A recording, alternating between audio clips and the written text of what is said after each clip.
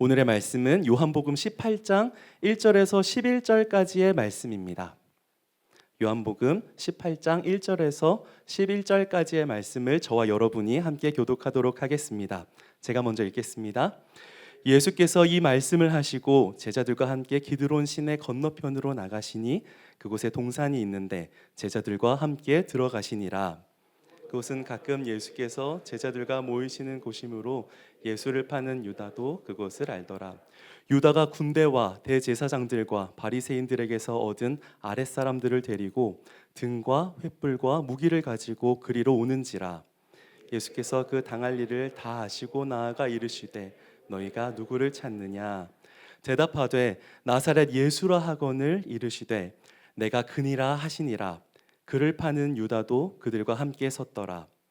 예수께서 그들에게 내가 그니라 하실 때 그들이 물러가서 땅에 엎드려 지는지라. 이에 다시 누구를 찾느냐고 물으신대 그들이 말하되 나사렛 예수라 하거늘. 예수께서 대답하시되 너희에게 내가 그니라 하였으니 나를 찾거든 이 사람들이 가는 것은 용납하라 하시니 이는 아버지께서 내게 주신 자 중에서 하나도 잃지 아니하였사옵나이다 하신 말씀을 응하게 하려 함이로라. 이에 시몬 베드로가 칼을 가졌는데 그것을 빼어 대제사장의 종을 쳐서 오른편 귀를 베어버리니 그 종의 이름은 말고라. 함께 읽겠습니다. 예수께서 베드로더러 이르시되 칼을 칼집에 꽂으라. 아버지께서 주신 잔을 내가 마시지 아니하겠느냐 하시니라. 아멘. 모두 자리에 앉으시겠습니다. 이제 이태재 담임 목사님께서 스스로 잡히신 예수님이라는 제목으로 하나님의 말씀 선포하여 주시겠습니다. 할렐루야. 순전한 교회 주일 예배에 참여하시는 여러분 모두를 주님의 이름으로 환영합니다. 여러분 하나님을 기대하십니까? 오늘도 기대하면서 이 말씀 대하기 원하는데요. 먼저 좀 잠깐 기도하겠습니다. 하나님 감사합니다. 주님 사랑하는 마음으로 주님이 십자가 지시기 위해 잡히시던 이 이야기를 우리가 대합니다. 어쩌면 평생을 너무나 많이 들었던 이야기임에도 불구하고 주님의 이 십자가에 관련된 말씀은 들을 때마다 우리에게 새롭게 역사될 줄 믿습니다. 아버지 하나님, 식상한 마음으로 이 말씀을 대하는 것이 아니라 목마른 마음으로, 주님 새 마음으로 이 말씀을 대하게 하여 주셔서 이때 우리가 보지 못했던 주님의 그 놀라운 사랑과 십자가의 은혜를 깊이 경험하며 주님 앞에 더 담대히 서는 우리 될 수 있도록 역사하여 주시옵소서. 성령님 충만하게 역사하여 주셔서 말씀이 생명이 되는 은혜를 누리게 하여 주시옵소서.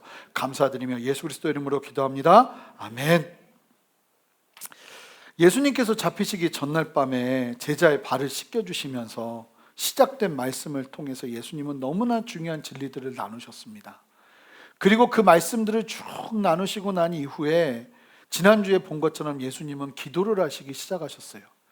먼저는 예수님 스스로가 하나님의 영광을 절대로 피하지 않도록 하나님의 영광의 자리에 있을 수 있도록 기도하셨고, 제자들을 위해 기도하셨고, 마지막에는 제자들뿐만 아니라 이제 제자들을 통해서 예수 그리스도를 믿으며 만들어질 교회를 위해서, 우리들을 위해서 기도하신 내용이 담겨 있었습니다.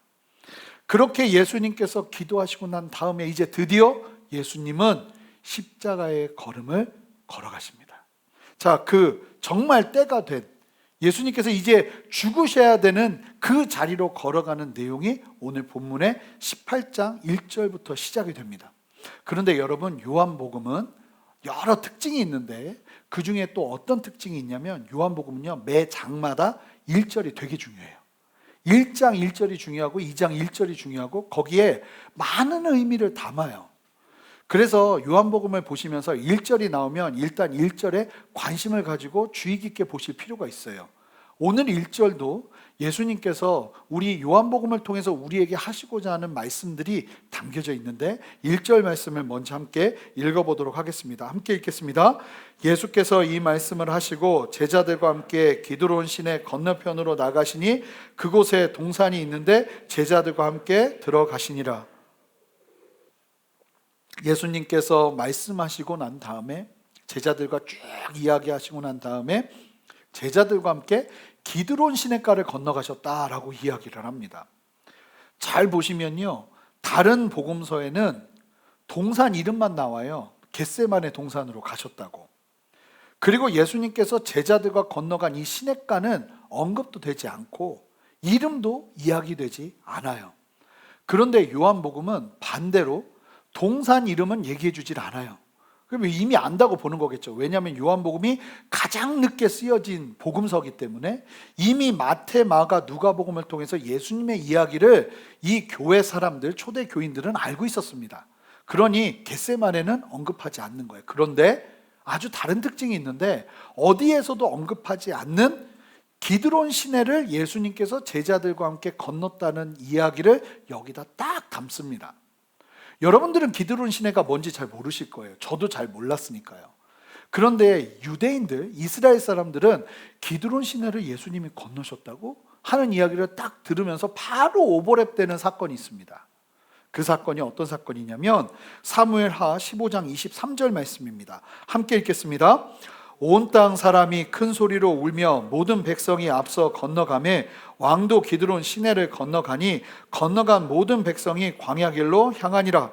여러분, 이 사무엘하 15장 23절은 어떤 말씀의 배경이냐면 다윗이요, 아들 압살롬이 다윗을 죽이겠다고, 자기가 왕이 되겠다고 반란을 일으키고 나라를 차지해버리죠. 처음에 그때 다윗이 압살롬의 죽임을 피하기 위해서 목숨을 걸고 도망을 친, 예루살렘을 빠져나가면서 도망을 친 상징적인 건너간 시냇가 이름이 바로 기드론 시냇가였어요. 다윗 왕에게는 아주 특별한 의미가 있는 곳이 바로 기드론 시내예요. 그러니까 사람들은, 유대인들은 예수님이 기드론을 지나셨다 하면 누구를 생각할까요? 다윗 왕을 생각하죠. 그런데요, 다윗 왕이 이 압살롬의 핍박을 피해서 도망친 이 기드론 시내를 누가 건넜다고 이야기하고 있는 거예요? 예수님께서 제자들과 건너가셨다고 이야기하고 있는 거예요. 요한복음을 통해서 지금 이 사건을 이야기하면서 다윗 왕을 생각하게 하고 있는 의도가 보이는 거예요. 다윗 왕도요, 기드론 시내가를 건너갔고 지금 예수님도 기드론 시내가를 건너고 있죠. 하지만 분명한 것은 기드론 시냇가를 건넌 다윗의 걸음이 당장은 실패한 것처럼 보이는 걸음이었지만 이스라엘 사람들은 다 알아요. 기드론 시냇가를 건너서 도망쳤지만 도망친 게 끝이 아니었다는 거예요. 다윗이 기드론 시내를 건너서 고난의 시간을 보낸 건 맞죠. 하지만 결국은 반역의 무리들은 처절하게 실패합니다. 압살롬은 아버지 다윗을 죽이겠다고 난리를 피고 돌아다니다가 나중에 전쟁터에서 이 나뭇가지에 머리가 길었는데 머리가 엉켜서 나뭇가지에 매달려 있는 그 압살롬을 발견하곤 요압과 요압의 부대원들이 잔인하게 이 압살롬을 죽입니다. 그리고는 이 반역이 철저하게 응징이 되고 다윗은 승리의 개가를 부르며 다시 예루살렘으로 들어오게 돼요. 그 사실을 우리가 모두가 알고 있는 그 사실을 우리에게 예수님께서 기드론 시냇가를 건넜다는 이야기를 통해서 다윗을 생각하게 하시면서 주님은 우리에게 말씀하고 계신다는 거예요. 예수님은 지금도 제자들과 기드론 시냇가를 건너가서 십자가의 죽임을 당하게 될 거지만 말하고 있는 거죠. 뭐요? 그것이 끝이 아니라는 사실을요. 예수님께서 죽고 마는 것이 아니라는 사실을요. 기드론 시냇가를 건너간 다윗은 다시 승리하여 돌아온 것처럼 예수님은 절대로 실패하지 않을 것임을 말씀하고 있는 겁니다. 예수님은요, 그렇게 겟세마네 동산으로 들어가신 겁니다. 왕의 모습으로. 마치 다윗 왕을 연상케 하는 그 승리의 개가를 다윗 왕이 결국은 승리의 개가를 부르며 돌아올 테니까 그 왕의 위엄으로 예수님께서도 기드론 시냇가를 건너서 겟세마네 동산으로 들어가셨다는 것을 말해주고 있는 거예요. 이 요한복음은 아주 특징이 있는데 예수님께서 십자가 지시는 사건을 묘사하는데 특별히 잡히시는 이 장면에서 예수님에게 비굴한 모습이나 예수님에게 당하는 모습이나 예수님에게 처참한 모습을 전혀 보여주질 않아요. 심지어는 강조하는 영역이 있습니다. 그걸 오늘 우리가 함께 볼 텐데요.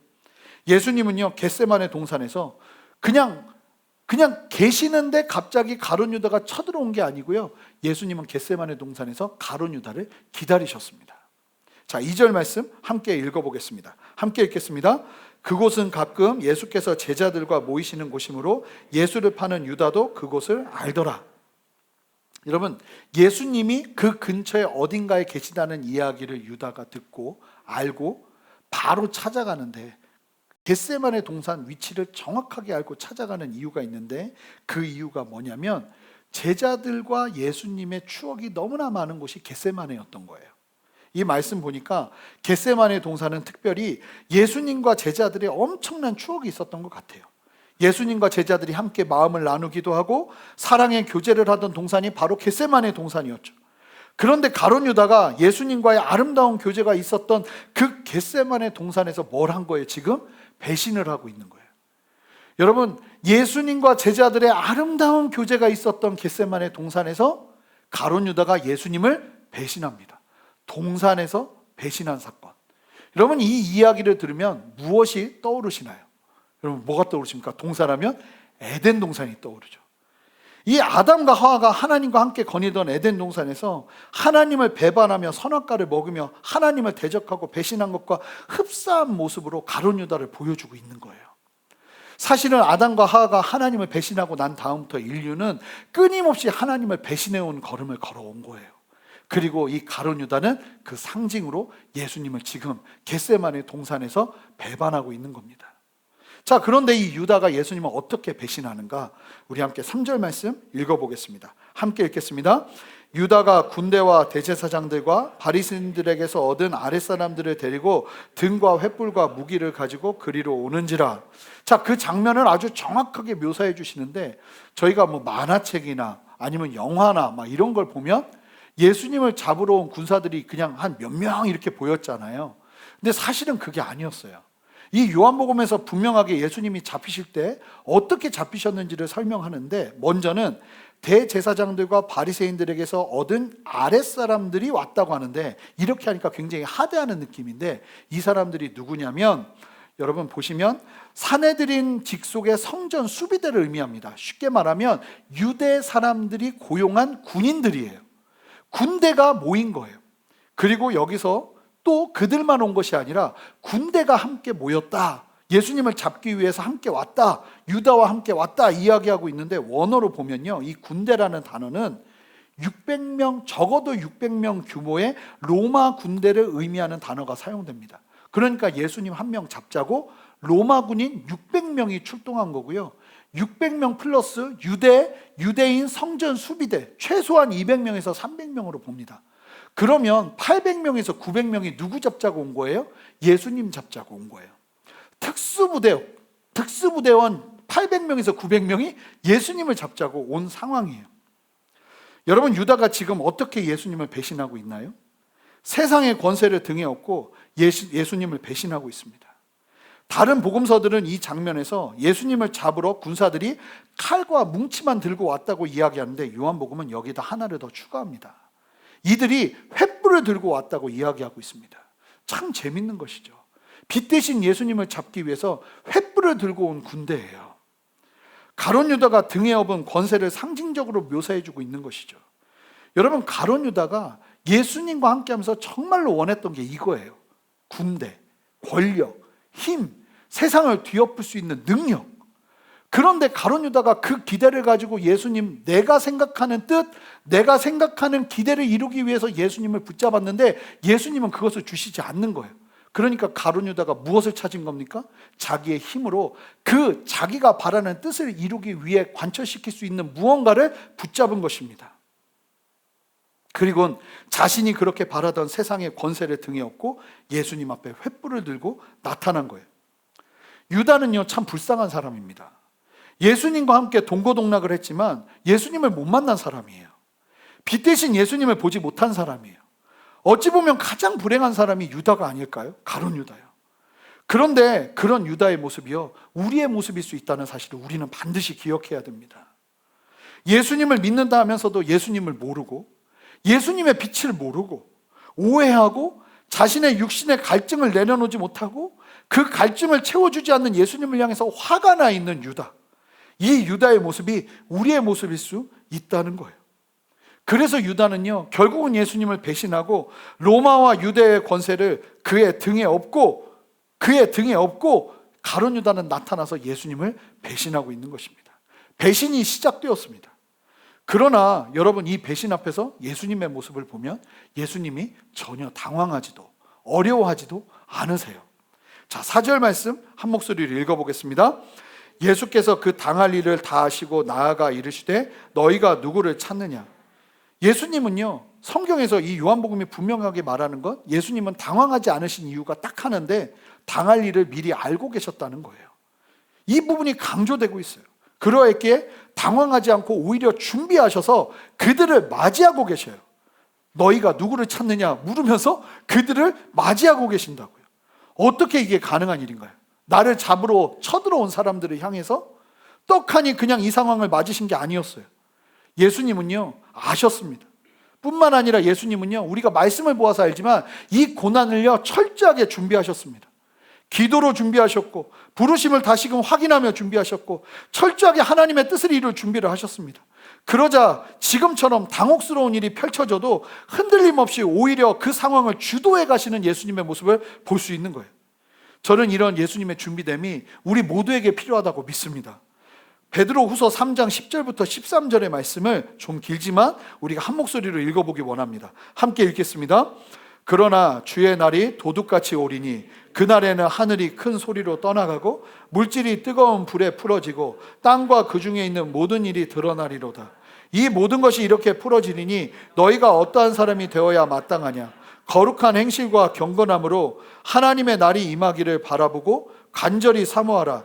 그날에 하늘이 불에 타서 풀어지고 물질이 뜨거운 불에 녹아지려니와 우리는 그의 약속대로 의가 있는 곳인 새하늘과 새 땅을 바라보도다. 여러분, 마지막 날에 주님이 다시 오셔서 우리를 백보자로 심판하시고 나면 세상이 멸망하게 될 텐데 어떻게 멸망하게 될까요? 이 말씀처럼 멸망하게 될 겁니다. 불의 멸망입니다. 하늘이 불에 타 없어지고 그리고 땅이 불에 타 소멸되는 불의 멸망이 있게 될 가능성이 큽니다. 여러분, 그런데 이 멸망의 때에, 심판의 때에 준비되는 사람이 있다고 이야기하는 거예요. 세상의 마지막 때에도 거룩한 행실과 경건함으로 마지막 날이 임하기를 바라보고 간절히 그날을 사모하며 준비한 사람들은 그러한 불의 심판이 와도 흔들리지 않고 새하늘과 새 땅을 바라보는 믿음으로 온전히 구원받는 길로 들어가게 된다는 거예요. 그 사람들이 어떤 사람들입니까? 구원받은 사람들입니다. 여러분, 예수 그리스도를 믿는다는 것은 준비하는 삶을 사는 것입니다. 주님의 다시 오심을 준비하는 인생을 사는 것이라는 겁니다. 예수님은요 십자가의 죽음도 철저하게 준비하셨습니다. 그러하셨기에 이러한 상황에서 조금의 당황함도 없으셨던 거예요. 예수님은요 이 상황을 피하지 않으십니다. 이전에는 예수님을 죽이려는 유대인들을 피하셨지만 이제 때가 되자 피하지 않으시고 오히려 그들을 맞이하고 계세요. 그리고 물으세요. 누구를 찾느냐고. 그러자 그들이 대답합니다. 자, 5절 말씀 한 목소리로 읽어보겠습니다. 대답하되 나사렛 예수라 하거늘 이르시되 내가 그니라 하시니라. 그를 파는 유다도 그들과 함께 섰더라. 이 장면에서 예수님은 요한복음을 통해서 우리에게 분명하게 말씀하시고 싶은 게 있는데 뭐냐면 유다가 그 무리들과 함께 있었다는 겁니다. 왜 그것을 말씀하시느냐 하는 이유가 이제 조금 있으면 알게 되실 텐데요. 예수님께서 물었어요. 누구를 찾느냐? 그랬더니 사람들이 대답을 하는데 나사렛 예수라고 이야기합니다. 예수님은 이 땅에서 끊임없이 수많은 기적과 하나님의 하나님 되심을 나타내셨음에도 불구하고 예수님을 잡으려 하는 사람들에게는 예수님은 갈릴리 촌동네 출신의 나사렛 예수일 뿐이에요. 그들이 나사렛 예수를 찾는다고 하자 예수님께서 내가 그니라고 말씀하세요. 그 장면을 이제 6절에서 그 장면을 더 구체적으로 설명을 해주는데요. 예수님을 찾는 그들에게 예수님께서 내가 그니라고 말씀하시는 순간에 아주 놀라운, 지금까지 예수님의 공생의 사역 기간에 한 번도 없었던 아주 놀라운 일이 벌어집니다. 자, 함께 6절 말씀 함께 읽어보겠습니다. 예수께서 그들에게 내가 그니라 하실 때에 그들이 물러가서 땅에 엎드려지는지라. 예수님이요 내가 그니라 하고 하시는 말씀, 여러분 내가 그니라가 뭘까요? 헬라어로 우리가 몇 번이나 보았던 하나님의 하나님 되신, 하나님만 사용할 수 있는, 나는 누구누구다 하는 신적인 하나님을 정의하고 나타내실 때 드러내는 단어 에고 에이미가 사용됩니다. 예수님의 신성을 드러내실 때 구약 성경에서 하나님이 하나님의 하나님 되심을 나타내실 때 사용되는 사람이 사용할 수 없는 용어였던 에고 에이미가 여기서 선포되는 거예요. 그런데 지금까지도 예수님은 에고 에이미를 많이 말씀하셨어요. 그런데 이 상황은 조금 달라요. 단순하게 예수님께서 에고 에이미를 말씀하실 뿐만 아니라 그동안 육신으로 가려졌던 예수님의 신성, 예수님의 하나님 되심이요 완전히 드러나게 됩니다. 이 상황에서 육신으로 가려졌던 예수님의 하나님 되심이 그 자리에서 온전하게 계시돼 버리는 거예요. 누구 앞에서요? 불신자들 앞에서요. 로마 병사들 앞에서요. 예수님을 잡아 죽이겠다고 찾아온 그 성전 수비대원 수백 명 앞에서요. 예수님이 예수님의 하나님 되심을 드러내신 거예요. 예수님의 신성이 드러나자 어떤 일이 벌어졌는가? 성경이, 이 요한복음이 유일하게 이 장면을 우리에게 설명해 주고 있는데요. 800여 명의 로마 군사들과 유대 군사들이 가룟 유다를 포함하여 그들이 예수님이 에고에이미를 선포하시는 순간 모두가 물러가서 땅에 엎드려졌다고 이야기합니다. 그들은 명령을 따라 불법자로 정죄된 나사렛 예수를 잡으러 왔을 뿐인데 예수님께서 내가 그니라 말씀하시면서 예수님의 신성을 드러내자 어떤 일이 벌어진 거냐면 이유는 알 수 없는데 너무나 강력한 어떤 힘, 하나님의 임재, 하나님의 존재가 느껴지면서 그들 모두가 두려워하면서 오 하다가 다 엎드러져 버린 거예요. 여러분 생각해 보세요.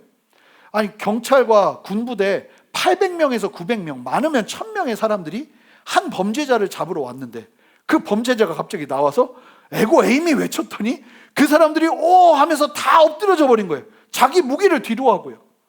그런 일이 지금 펼쳐진 거예요. 여러분 그런 일이 벌어지면 그 다음에 어떤 일이 벌어져야겠습니까? 그 넘어졌던 사람들, 쓰러졌던 사람들, 엎드려졌던 사람들이 오 하면서 그 하나님의 실존 앞에서 두렵고 떨려서 벌벌 떨면서 엎드려졌던 그 사람들이 뭘 해야겠습니까? 예수님의 사람이 되어야겠죠. 그런데 참 신기한 게 뭐냐면 불신자들에게 하나님이 나타나도 안 믿어요. 안 믿는다는 거예요. 여기에서도 보면 이들은 회심하지 않습니다. 다만 당황해요. 패닉해요. 예수님의 하나님 되심이 드러나니까 어찌할 바를 모릅니다. 참 이상한 것이요. 가룟 유다와 군사들에게 예수님의 하나님 되심이 드러났는데 회심이 일어나지 않아요. 그런데 여러분 그거 아십니까? 하나님이 하나님 되심을 드러낼 때는 이유 없이 그런 일을 하시는 법이 없으세요. 그렇다면 하나님께서 왜 예수님께서 왜 하나님 되심을 그 자리에 나타내신 걸까요?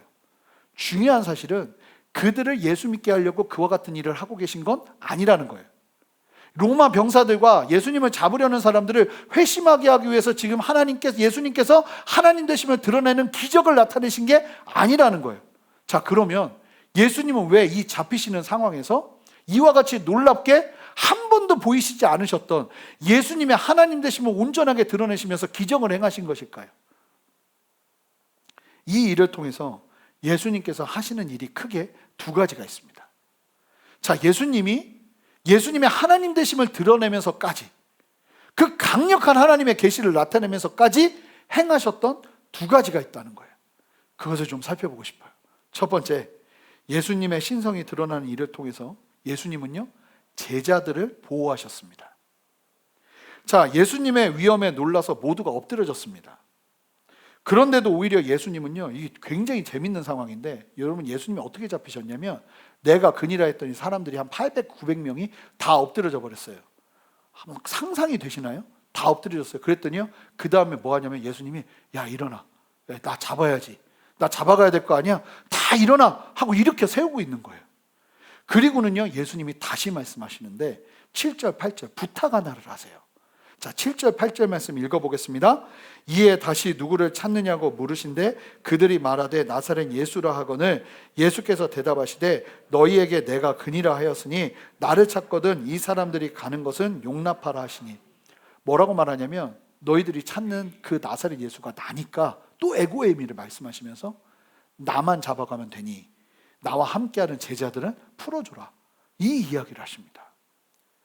일반적으로 예수님이 지금 어떤 죄목으로 잡히는 거냐면 국가 선동죄로 잡히고 있어요. 여러분, 나라를 선동한 예수님의 죄목을 볼 때 그러한 죄목으로 잡히면 무리들이 함께 잡혀 들어갑니다. 무리들이 함께 잡혀야 돼요. 예수님만 잡히시는 것이 아니라 예수님의 제자들까지도 다 잡히는 게 정상인 상황입니다. 그런데 제자들이요, 한 사람도 잡히지 않은 건 갑자기 주랭랑을 엄청나게 쳐서가 아닌 거예요, 이게. 그리고 보시면 이 베드로가 대단하긴 했어요. 자기 말 때문에라도 칼은 뽑은 사람입니다. 보세요. 공권력이 들어와서 칼을 들고 위협하고 체포하려고 하는데 만약에 상대방에서 공권력을 행사해야 되는 그 공권력 앞에 선 사람이 칼을 들고 덤벼들면 어떤 일이 벌어질까요? 죽임을 당합니다. 그래도 정당방위예요. 게다가 베드로는요, 칼을 든 정도가 아니라, 자 10절 말씀 함께 읽어보겠습니다. 함께 읽습니다. 이에 시몬 베드로가 칼을 가졌는데 그것을 빼어 대제사장의 종을 쳐서 오른편에 귀를 베어버리니 그 종의 이름은 말고라. 칼을 빼어들었을 뿐만 아니라 뭘 했어요? 지금 칼로 사람을 내리쳤어요. 이 베드로가 칼 써본 사람이 아니고 얼마나 무서웠겠어요. 혼자 대 800명이에요. 자기는 어부고 이 사람들은 군인이에요. 그러니까 얼마나 긴장했는지 웬만하면 귀만 베기 쉽지 않습니다. 그런데 으악 했는데 사람 귀만 베버린 거예요. 이 상황이면 베드로는 바로 그 자리에서 칼에 맞아 죽어야 됩니다. 그래야 정상인데 여러분 보세요. 베드로가 풀려났어요. 이게 뭘 말하는지 아십니까? 군사들이 예수님의 말씀을 들었다는 겁니다. 예수님을 잡으러 왔는데요, 예수님이 말하는 대로 다 들었다는 얘기예요. 왜요? 예수님이 보통 분이 아니셨던 걸 그들이 경험한 거예요. 완전히 패닉한 거예요. 예수님이 갑자기 그 상황에서 또 뭘 보여주셨어요? 이 요한복음에서는 안 보이지만 다른 복음서에서는 기가 막힌 사건이 이야기되잖아요. 말고의 귀가 떨어졌는데 예수님이 그 떨어진 귀를, 말고가 비명을 지르고 있는데 그 말고의 귀를 잡아가지고 그 귀에 대셨어요. 그리고 기도하시자 말고의 귀가 붙어버린 겁니다. 아니, 그 사람들이 정상이었겠습니까? 그 상황에서 예수님이 에고에임이 하시자마자 다 뒤로 나가 떨어진 상태에서 한 사람의 귀가 잘려버렸는데 그 귀를 붙여버린 거예요. 기적이 눈앞에서 계속 일어나고 있는 거예요. 이 상황 속에서 누가 주도적으로 일하고 계십니까? 군사입니까? 예수님입니다. 여러분, 예수님이 십자가 지실 때 주도적으로 그 십자가 사건 안으로 들어가신 분이 누구신지 아세요? 예수님이십니다. 그러면서 예수님께서 왜 이와 같이 놀라운 기적을 행하셨고 제자들을 돌려보내시는지를 말씀하시는데요, 9절 말씀 함께 읽어보겠습니다. 함께 읽겠습니다. 이는 아버지께서 내게 주신 자 중에 하나도 잃지 아니하였사옵나이다 하신 말씀을 응하게 하려 함이로라. 여러분, 지금까지는 마태복음이나 마가복음이나 누가복음이나 요한복음에서 지금까지는 말씀이 응하게 하려 함이라 하는 말씀이 나오면 그 말씀은 구약 말씀이에요. 이미 하나님이 예언하셨던 말씀을 응하게 하기 위해서 예수님이 하신다 하는 건데, 오늘 이 9절 말씀을 구약에서 눈을 씻고 찾아보셔도 찾아보실 수 없는 거예요. 왜냐하면 구약에 있는 말씀이 아니에요. 자, 여기서부터 놀라운 예수님의 계시가 우리에게 나타나고 드러나는 겁니다. 무슨 얘기냐면, 아버지께서 내게 주신 자 중에 하나도 잃지 아니하였사옵나이다 하신 것은 누가 하신 얘기인지 아세요? 예수님이 하신 얘기였어요. 요한복음 6장 39절, 10장 28절, 17장 12절에서 예수님이 계속 하셨던 얘기예요. 나에게 온 사람은 내가 절대로 누구에게도 빼앗기지 않겠습니다. 그 중에 한 무리가 바로 제자들이었던 것이고, 예수님께서 그 말씀을 이루시기 위해서 이와 같이 기적을 행하셨다고 말씀하고 계시는 거예요.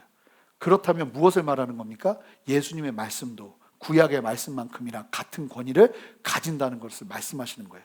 그래서 우리가 구약 성경만 읽는 것이 아니라, 유대인들은 구약 성경만 보지만 우리는 신약 성경의 말씀도 하나님의 말씀으로 믿고 따르는 것입니다. 예수님은 말씀을 이루시기 위해서 하나님의 신적인 능력을 드러내신 거예요. 그리고요, 두 번째, 예수님이 신성을 드러내시면서요, 이 모든 상황에, 조금 전에도 말씀드린 얘기인데, 주도권을 예수님께서 잡고 계신다는 사실을 우리에게 지금 강력하게 말하고 있다는 거예요. 자, 오늘 전체 말씀을 보시면 마태복음, 마가복음, 누가복음에서도 예수님이 잡히는 모습이 나오는데요, 그 모습은 마치 어떤 느낌이냐면 예수님은 힘이 없어요. 그리고 어쩔 수 없이 잡히시는 것 같아요. 어쩔 수 없이 끌려가셔서 막 맞으세요. 그게 예수님의 모습인 거예요. 그런데 요한복음은 아시는 것처럼 가장 늦게 쓰여진 복음서잖아요. 요한이 아무리 봐도 뭔가 하나 오해할 만한 부분이 있었던 것 같아요. 그러니까 그 부분을 새롭게 이해하게 하도록 하기 위해서 예수님의 십자가 사건을 분명하게 다시 한번 우리에게 말해주고 있는데, 여기서 예수님이 잡히시는 모습은 다른 공간복음에서 보여지는 고난받으시는 예수님과는 다른 모습이에요. 여기 보세요. 예수님 기드론 시내가 다윗 왕처럼 왕 같은 예수님의 모습이 드러나고, 잡히실 때에도 예수님이 잡혀주시는 거예요. 예수님이 힘이 없어서 잡히는 게 아니에요. 지금 이 모든 상황에서 누가 주관하고 있냐면 예수님께서 모든 것들을 주관하고 계신다는 것을 말하고 있는 거예요. 예수님의 십자가 죽음은요, 모든 것을 하실 수 있는 최상의 상태에서 예수님 스스로가 하나님의 뜻을 따라 결정한 것임을 우리에게 말해주려 한다는 겁니다. 여러분 보세요. 예수님의 공생의 기간 동안 이처럼 강력하게 예수님의 하나님 되심이 드러난 적이 있나요? 어디에도 없었습니다. 예수님이 에고에미를 외치자 사람들이 뒤로 나가 떨어지면서 하나님의 그 신적인 나타나심과 역사하심 속에서 두려워서 떨면서 엎드려진 이야기는 어디에도 없어요. 그런데요, 이 마지막 상황에서 예수님이 하나님 되심을 드러내십니다. 그럴 정도로 강력하게 예수님의 하나님 되심을 드러내시면서 주도적으로 스스로 선택하신 길이 십자가의 길임을, 수동적으로 힘없이 당한 것이 십자가의 길이 아님을 드러내는 요한복음이에요. 예수님의 이 십자가의 죽음이 유다의 배신에 의해서 유대인들의 사악한 꾀로 인해서, 그 상황으로 인해서 어쩔 수 없이 일어난 일이 아니고, 베드로가 자신의 힘으로 칼부림을 한다고 해서 막아질 수 있는 일도 아니라는 사실을 분명하게 말해주고 있다는 겁니다. 예수님은 어떻게 십자가를 지셨는가? 모든 것을 하실 수 있는 그때에 하나님의 뜻을 이루기 위해서 선택한 것이 십자가였지, 어쩔 수 없이 헌신하고 어쩔 수 없이 십자가를 지신 것이 아니었음을 우리에게 말씀해 주신다는 겁니다. 여러분, 우리가 잘못 알고 있는 것이 뭐냐면요, 원수마귀 사탄이 예수님을 십자가에 죽게 했다고 생각해요. 그런데 여러분, 원수마귀 사탄은 예수님의 털끝도 건들 수 없습니다. 요한복음은 그것을 말하고 있는 게 아니에요. 원수마귀가 예수님의 죽음을 주관할 수 없어요. 역사는 하나님의 뜻 안에서 이루어지는 것, 하나님의 뜻을 앞당기거나 여러분 왜 선교단체에서 막 그러는 경우가 있어요. 하나님의 마지막 때를 향한 그 마지막 시기를 우리가 선교를 열심히 해서 앞당기자, 하나님의 뜻을 앞당기자. 이게 말은 굉장히 능동적인 것처럼 보이고 믿음이 있는 것처럼 보이잖아요. 하나님은 너무나 모르기 때문에 하는 소리예요. 베드로가 막을 수 있는 것이 아니고 하나님의 뜻은요, 하나님의 때에 정확하게 이루어집니다. 우리는 그 사실을 믿고 신뢰하며 하나님의 뜻이 이루어질 수 있도록 우리도 예수님과 같이 서야 되는 거예요. 여러분, 나약한 사람들이 십자가를 지는 것이 아닌 거예요. 지금 유대인들은, 그리고 이 요한 공동체는 예수님을 믿는 것 때문에 너무나 로마의 이 권세 아래 시달리고 있었어요. 그런데 요한은 얘기하고 싶었던 거예요. 십자가는 나약한 사람들이 하는 수 없이 세상에서 당하다가 지는 것이 아니라는 사실을 말하고 있다는 거예요. 여러분, 할 일이 없어서 주의 길을 걷는 것이 아니라고 말하고 있다는 거예요. 모든 것을 다 할 수 있는 그때에 예수님께서 주도적으로 결정하셔서 어떻게 해야 되지? 당황하는 사람들 정신 차리게 하면서 니네 나 잡아가야지 이러면서 잡히셔서 십자가를 지신 게 예수님의 십자가 사건이지, 힘없이 아무런 능력 없이 그냥 속수무책으로 당하면서 십자가를 지신 일이 아니었다는 것을 우리에게 말씀하고 있다는 거예요. 여러분, 가룟 유다가 예수님의 십자가를 주관한 게 아니에요. 유대인들이 예수님의 십자가를 주관한 게 아니에요. 이 모든 고난을 주관하신 분은 바로 예수님이세요. 뭘 위해서요? 하나님의 뜻이라고 말하는 것보다 더 정확한 건 우리를 살리려고요. 예수님이 가장 중요하게 생각하는 뜻은 여러분과 저를 살리는 겁니다. 그것을 위해서 할 수 있는 모든 것이 있을 때 하지 않으신 거예요. 할 수 있는 모든 능력이 있을 때 주님의 뜻을 따라 십자가의 길을 걸어가신 거예요. 가룟 유다가 주관한 일이 아니에요. 유대 종교자들이 주관한 일이 아니에요. 예수님께서 결정하시지 않으면 절대로 일어날 수 없는 일이 벌어진 거예요. 결국 오늘 말씀을 보세요. 예수님의 신적 권위가 드러나는 오늘 본문의 말씀을 통해서 여러분, 결국은 예수님이 에고에이미 하시면서 하나님 되심을 드러내시면서 무엇이 이루어집니까? 하나님의 뜻이 이루어집니다. 달리 말하면 말씀과 하나님의 뜻을 이루기 위해서라면 예수님은 비현실적으로, 초자연적으로 예수님의 하나님 되심을 드러내는 것을 마다하지 않으신다는 겁니다.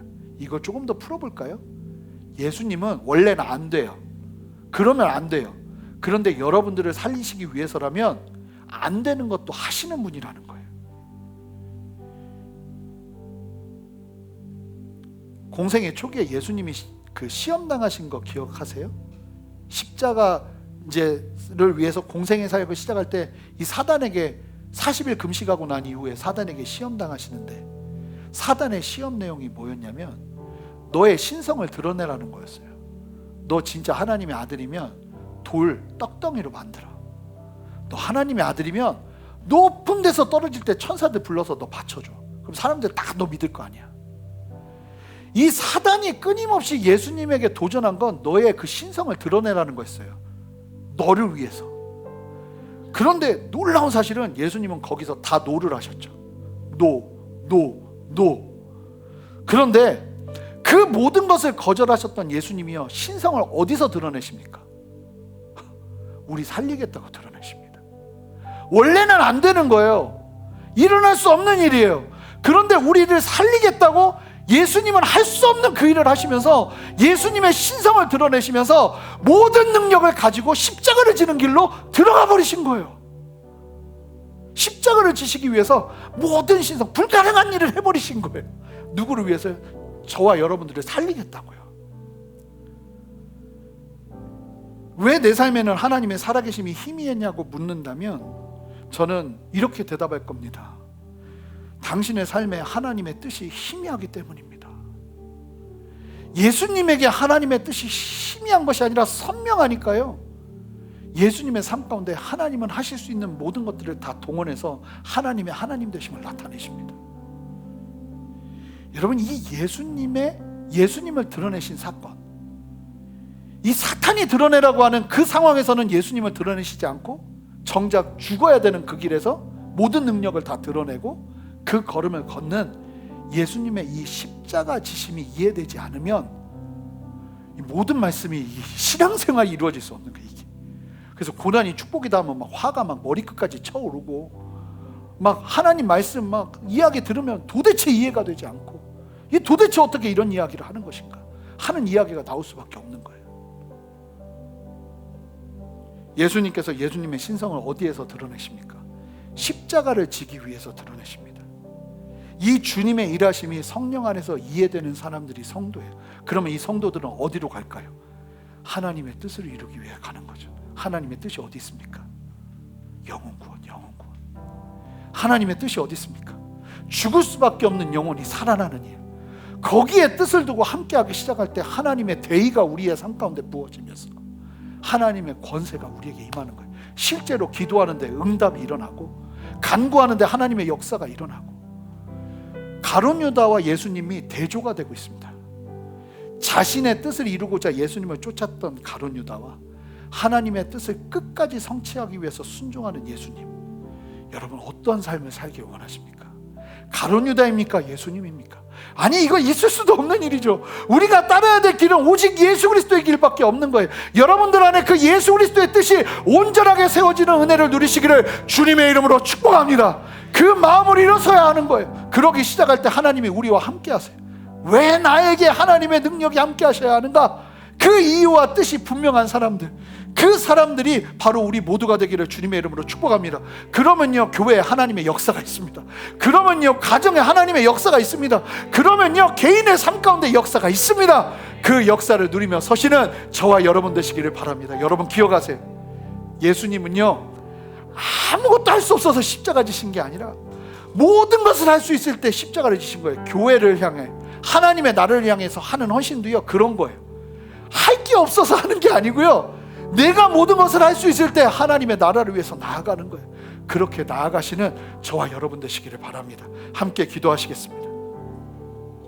주님, 우리 모두가 이 예수님의 십자가, 그리고 그 십자가를 지시기 위해서 예수님께서 결단하시고 결정하시며 이와 같이 모든 것들을 드러내시며 나타내시며 행하셨던 그 놀라운 주님의 뜻, 주님의 일하심을 우리가 이해하며 주님의 뜻 가운데 온전히 서는 우리 되기를 원합니다. 주여, 우리가 무엇을 위해 살아가고 있습니까? 무엇을 위해 우리의 삶을 드리고 있습니까? 무엇을 위해 우리의 삶이 걸어가고 있습니까? 나의 뜻이 아닌 하나님의 뜻으로 우리의 인생이 바뀌어지는 참된 은혜를 허락하여 주시옵소서.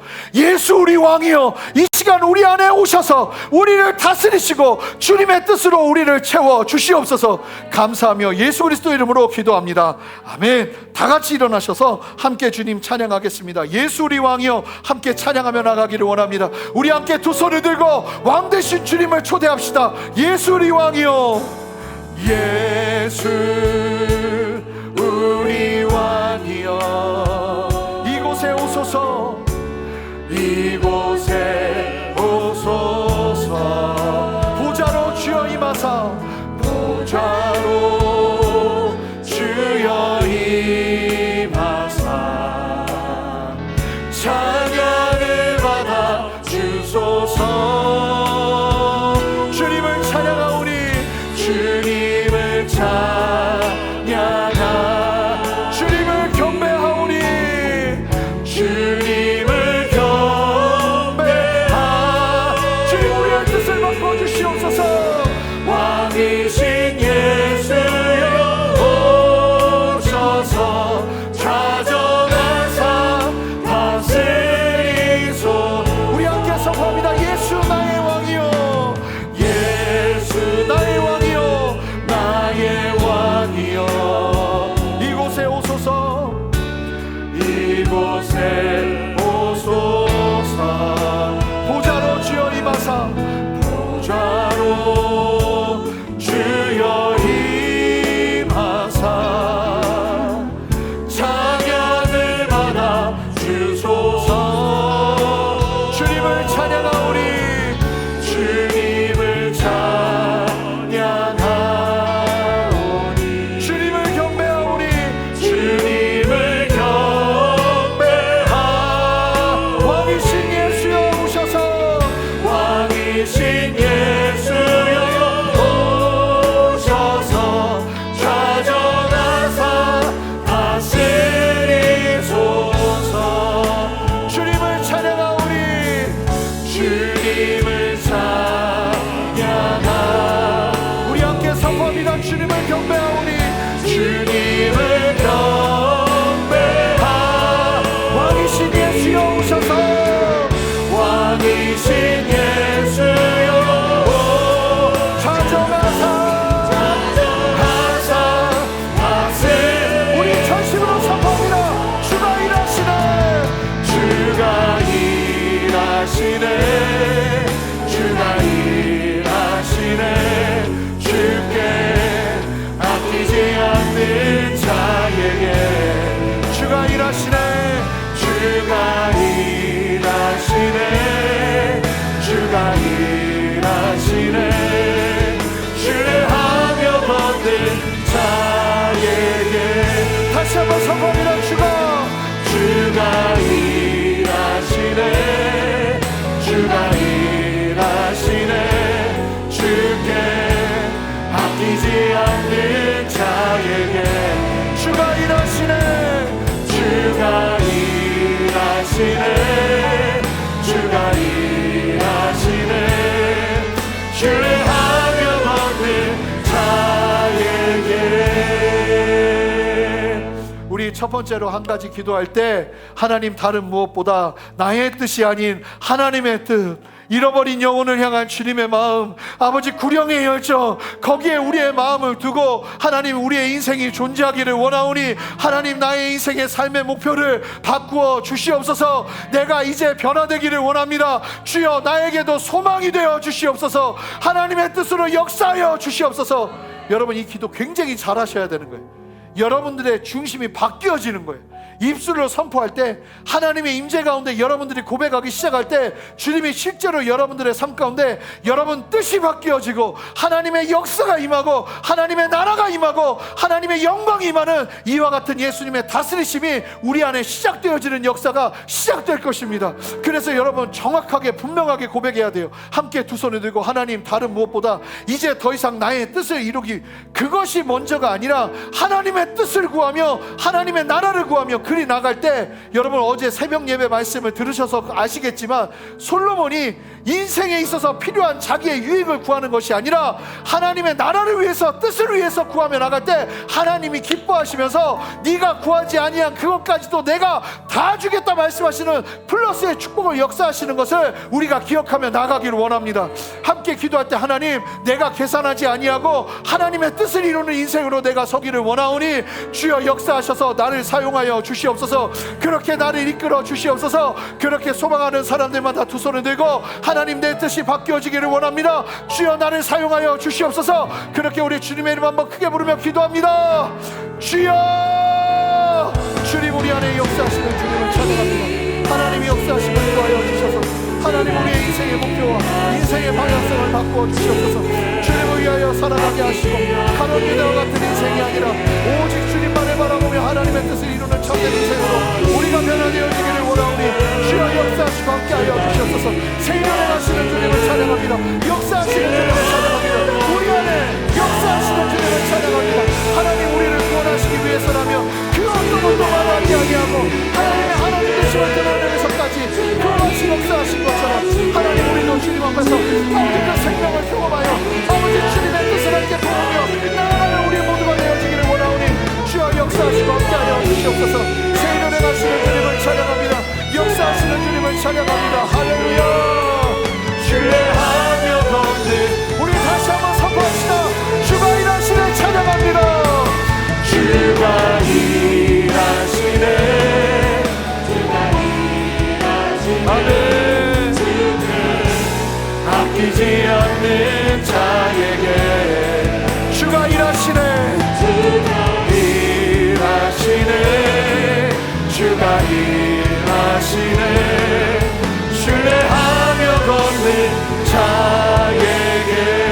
우리 한 가지만 더 기도할 텐데, 하나님, 내가 힘이 없을 때 헌신하고 힘이 없어서 주님의 길을 따르는 것이 아니라 하나님, 내가 가장 강성할 때, 내가 가장 힘이 있을 때, 내가 가장 모든 것을 할 수 있을 것 같은 아버지의 역사와 영광이 부어지는 그때에 하나님의 나라와 하나님의 영광을 위해 내가 이 땅을 살아내기를 원하오니 주여 나에게도 주님의 마음 더하여 주시옵소서. 나의 헌신이 바뀌어지게 하시고 나의 삶에 아버지 주님을 향해서 나아가는 걸음이 바뀌어지게 하여 주시옵소서.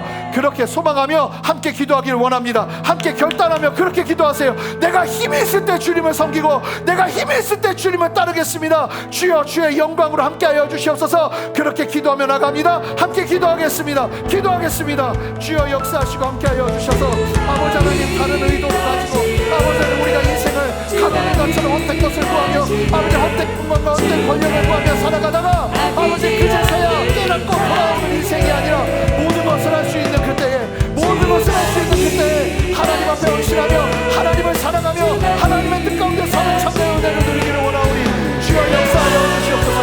할렐루야.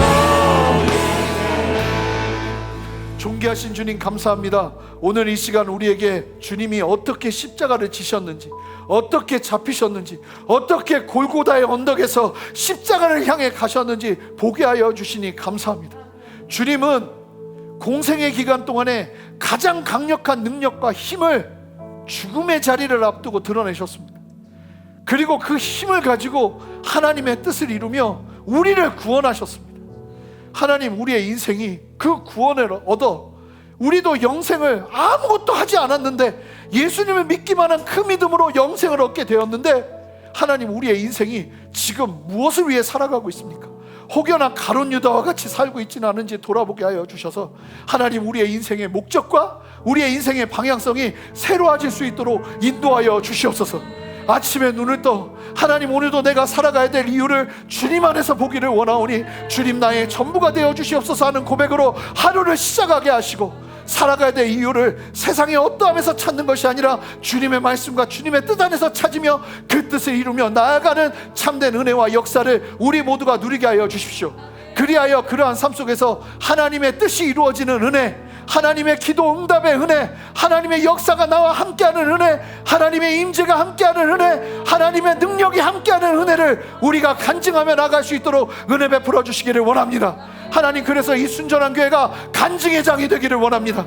하나님의 뜻을 이룬 사람들이 하나님 앞에서 감사하며 희열을 느끼며 이 땅에서 살아갈 이유를 느끼며 전심으로 예배하는 예배가 이 순전한 교회에서 드려지기를 원합니다. 하나님, 그러라고 우리를 위해 십자가를 지셨고 그러라고 우리에게 교회를 허락하셨사오니 주님의 몸된 교회를 통해서 하나님의 하시고자 하는 일들을 마음껏 이루어 주시옵소서. 하나님, 우리가 쓰임받기를 원하오니 주여 우리를 사용하여 주시옵소서. 주님 앞에 감사함으로 드리는 헌금이 주어도 다른 곳으로 쓰여지지 아니하도록 하나님, 이 재정을 하나님의 나라와 영광을 위해 쓰시고, 하나님 또한 주님 앞에 감사함으로 나아올 우리 성도들의 힘들고 어려운 삶 속에서도 주님을 사랑하며 헌신하는 그 헌신을 주님 기뻐 받아주셔서 우리 성도들의 삶이 손이 마르지 아니하도록 30배, 60배, 100배의 주님의 넘치는 축복이 함께 할 수 있도록 역사하여 주시옵소서. 하나님, 우리는 주님을 위하고 주님은 우리를 위하시는 참된 은혜의 순환이 우리 교회 안에 끊임없이 일어날 수 있도록, 우리의 예배 안에 끊임없이 일어날 수 있도록 주여 역사하시고 함께하여 주시옵소서. 육신의 치료가 필요한 성도들에게 여호와 라파 하나님의 치유의 손길을 허락하시고, 주님 예수의 이름 안에 권세가 있는 줄 믿사오니 그 이름으로 기도하며 함께 나아갈 때 하나님께서 깨끗이 치유하시는 주의 역사를 보게 하여 주시옵소서.